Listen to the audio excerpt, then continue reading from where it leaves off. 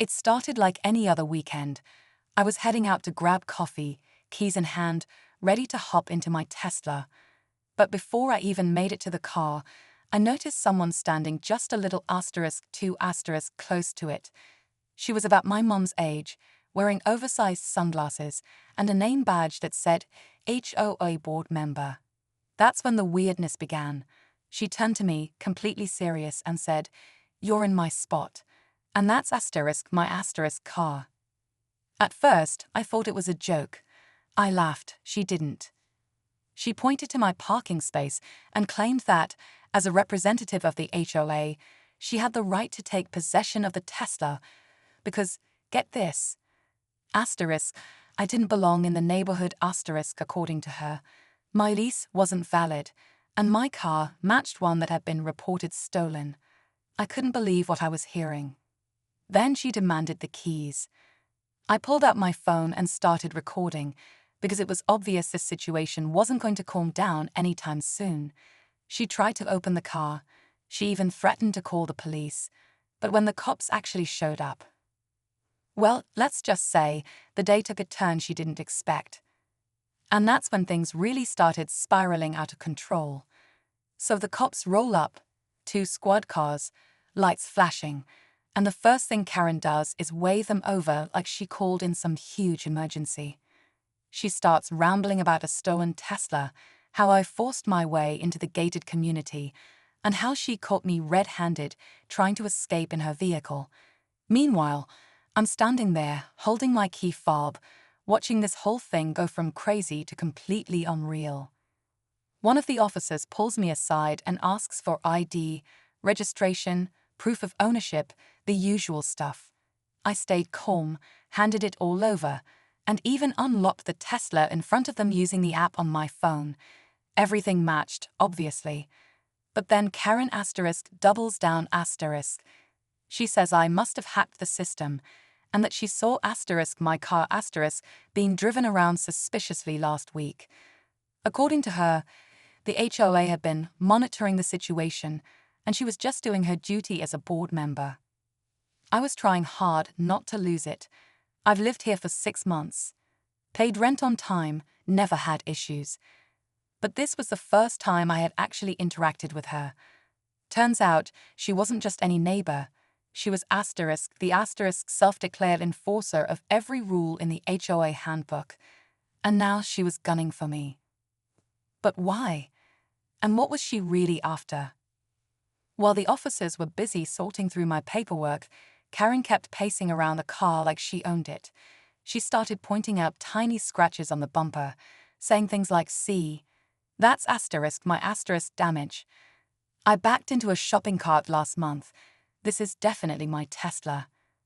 The officers glanced at each other, clearly trying to keep a straight face, but also not quite sure if this woman was just confused or if something else was going on. That's when one of my neighbors, James, walked out of his unit with his dog. He spotted me with the cops and came over, asking what was going on. Before I could even answer, Karen shouted, "He doesn't live here. He's been sneaking in through the back gate." James looked stunned. "What?" "I've seen him walking his dog almost every morning," he said. "He does live here." Now the cops were really starting to question Karen's story. But here's where it got weirder. She pulled out a folder from her bag. Yep, an actual folder filled with printed-out screenshots of community security footage, HOA mails, and what looked like photos of random Teslas parked around the complex. She claimed it was part of her evidence file. At that point, I started wondering, was this just about the Tesla? Or was she keeping tabs on more people than just me? As the tension in the air grew thicker, Karen's voice got louder and more urgent. She started accusing me of all sorts of things: breaking HOA rules, tampering with community property, and even threatening the safety of other residents. The officers were trying to calm her down, but she wouldn't stop.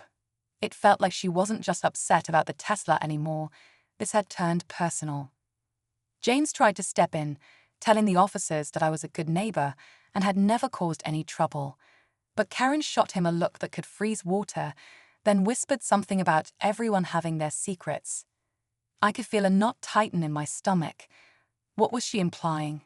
Did she really know something about me? Or was she just trying to scare me into leaving? Suddenly, one of the officers called for backup over the radio.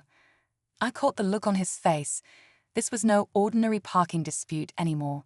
Karen was now being questioned about her behavior, and it was clear the police were taking her seriously, but also suspicious of her motives. Just as I thought things couldn't get more intense, Karen pulled out her phone and showed the officers a live video feed from some kind of security app.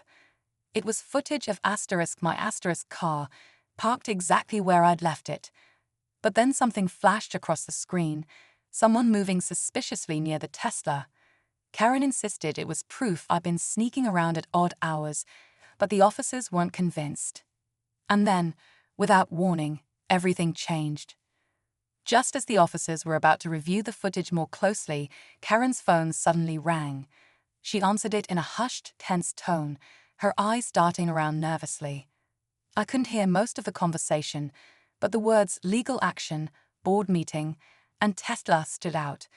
Then she abruptly ended the call and turned back to the cops with a new kind of urgency in her voice. "You don't understand," she said. "This isn't just about a parking spot or a car. There's been a series of break-ins in the neighborhood. Someone's been tampering with vehicles, and the HOA has been on high alert. I'm trying to protect all of us." That threw me for a loop. Break-ins, tampering. Suddenly, the whole situation wasn't just a personal feud anymore. It was connected to a larger mystery lurking beneath the surface of this quiet community. The officers exchanged glances again. One of them asked Karen if she had reported the break-ins, but she hesitated. Then, almost under her breath, she mentioned she had evidence, but insisted it was confidential and couldn't be shared outside the HOA board. Before I could ask more questions, one of the officers pulled me aside and said they needed to speak with me privately. They wanted to know if I'd noticed anything unusual, any strangers, strange noises, or suspicious activity around my Tesla or my home. I shook my head, but inside I was starting to wonder, was Karen just paranoid? Or was something far more serious unfolding, and somehow I was right in the middle of it? The officers took my statement seriously and started digging deeper into Karen's claims. As they reviewed the security footage and talked to other neighbors, things began to unravel fast. It turned out the break-ins Karen mentioned were actually a misunderstanding. Someone had accidentally triggered a security alarm, and a few cars had minor scratches from an overzealous delivery driver. The HOA board had blown the whole thing way out of proportion. But here's the kicker. While investigating, the cops discovered Karen had been using the HOA's security system for her own personal reasons. She'd been watching neighbors, logging their comings and goings, and even trying to manipulate the board's rules to target residents she didn't like, me included. It wasn't about the Tesla or the parking spot. It was about control. Karen was officially reprimanded, and the police warned her to stop interfering with residents' property and privacy. As for me, the officers apologized for the confusion and cleared up any doubts about my ownership of the Tesla and my residency. It felt like a huge weight had been lifted. Just when I thought it was over, though, one of the officers pulled me aside quietly and said, "There's something strange about your car's system. We're running some checks because it showed signs of remote access attempts from an unknown device." I stared at my Tesla, wondering if this whole nightmare was just the beginning of something even bigger. Hearing about the remote access attempts on my Tesla was a shock I didn't expect. After everything with Karen, I thought the worst was behind me, but it seemed like the story wasn't quite finished.